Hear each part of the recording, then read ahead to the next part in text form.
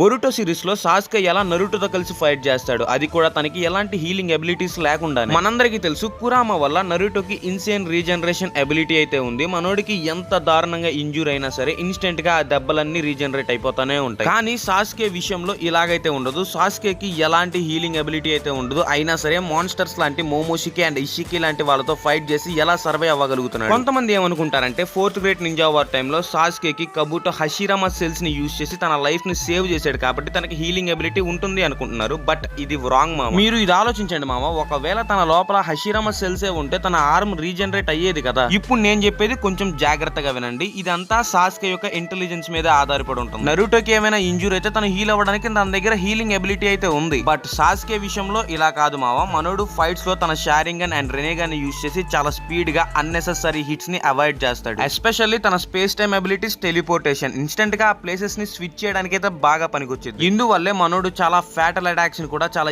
ఈజీగా అవాయిడ్ చేయగలుగుతాడు. And Sasuke తన సుసానోని డిఫెన్స్ గా కూడా యూజ్ చేసుకుంటాడు. అండ్ మీరు ఇది మర్చిపోమాకండి, సాస్కే తన చిన్నప్పటి నుంచి ఏ ఫైట్ అయినా సరే నాన్ స్టాప్ గా చేస్తానే ఉంటాడు. అండ్ మనోడు చిన్నప్పటి నుంచి కూడా చాలా పెయిన్ అయితే తట్టుకుంటాడు. అండ్ ఒక ఆర్డినరీ షినోబి కన్నా కూడా సాస్కే చాలా స్ట్రాంగ్.